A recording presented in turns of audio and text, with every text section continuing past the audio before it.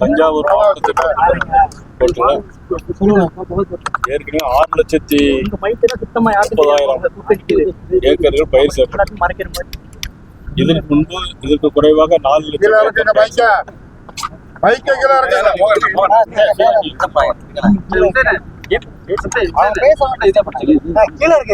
இப்போ இந்த ஆண்டு 6,30,000 ஏக்கர் சுமார் பயிரிடப்பட்டிருக்கு.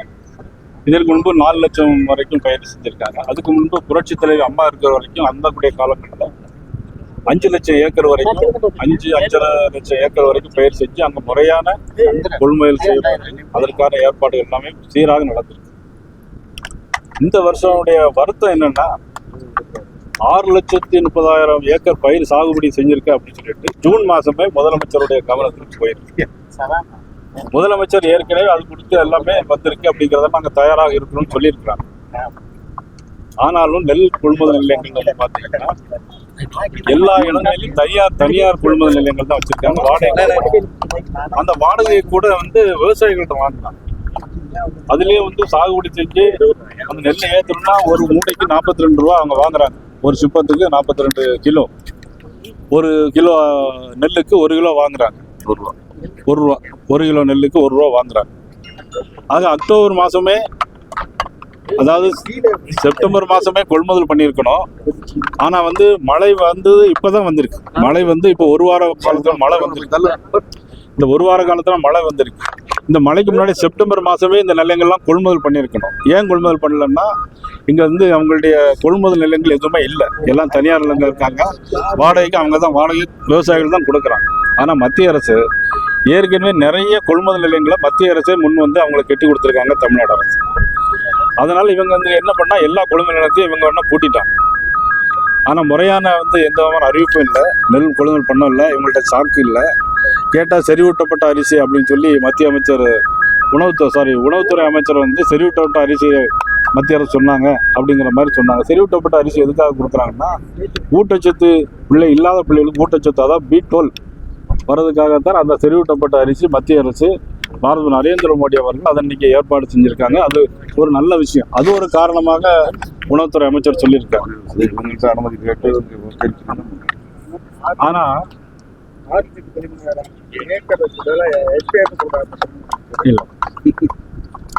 ஆனா இன்னைக்கும் தஞ்சாவூர் பக்கத்துல பெண்ணையூர் கிராமத்துல துணை முதலமைச்சர் பார்த்துட்டு போயிட்டாங்க.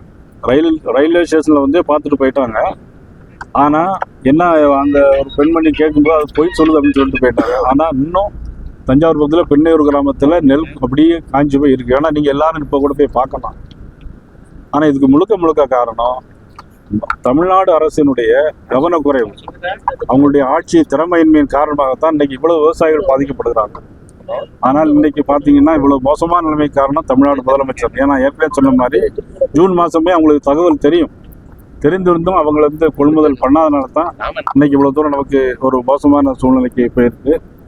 அதுலயும் பாத்தீங்கன்னா திடீர் பருவமழை, அதிகமான பருவமழை அப்படின்னு விவசாயத்துறை அமைச்சர் சொல்லியிருக்காரு. இன்னைக்கு காலையில் ஒரு பேட்டியில பார்த்தேன்.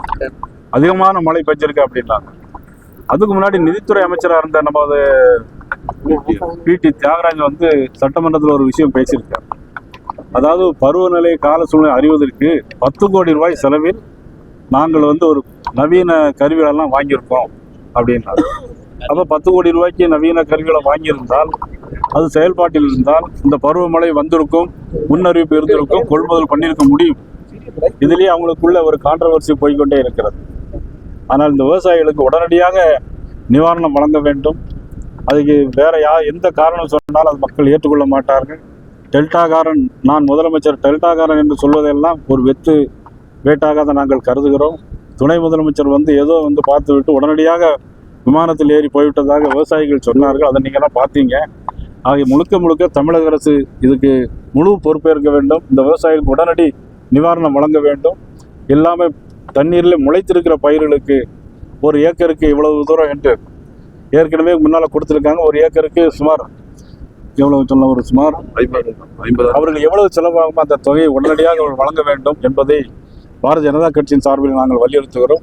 அதிலும் உதயநிதி முதலமைச்சர் எதற்காக வந்தான்னு சொன்னால், அதிமுகவுடைய பொதுச் செயலாளர் EPS அவர்கள் வந்த பிறகுதான் அவர்களுக்கே தெரிந்திருக்கிறது தஞ்சாவூரில் இப்படி ஒரு விஷயம் நடக்கான்ட்டு. ஆனால் இபிஎஸ் வரலன்னா அவர்கள் வந்திருக்கவே மாட்டாங்க.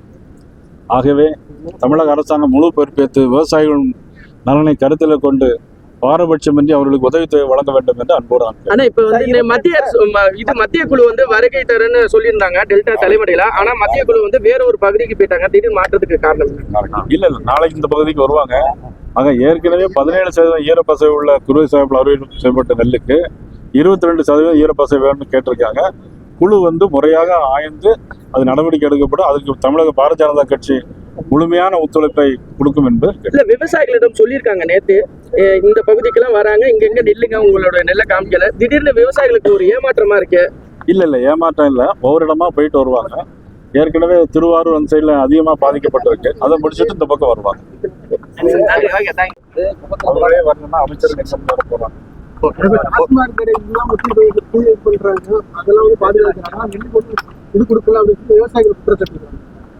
அதான் நேற்று ஏற்கனவே நான் பெரம்பலூர்ல பேசினேன்.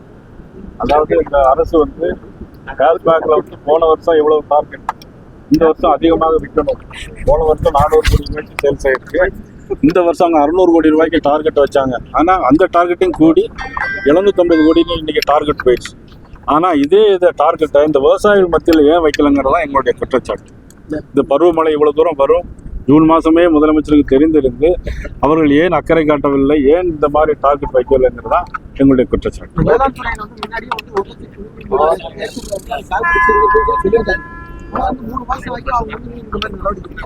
அதுதான் நான் கேட்கிறேன். அதான் அவங்களுடைய தமிழக அரசு முழு பொறுப்பாக இருக்கணும். அதாவது 6,30,000 ஏக்கர் பயிர் சாகுபடி செய்யப்பட்ட தகவல் முதலமைச்சர் ஏற்கனவே தெரிந்திருந்தும் அது செப்டம்பர் மாசத்துக்குள்ள ஏன் அறுவடை செய்த நெல்லை தமிழக அரசு கொள்முதல் செய்யவில்லை என்பதுதான் எங்களுடைய குற்றச்சாட்டு.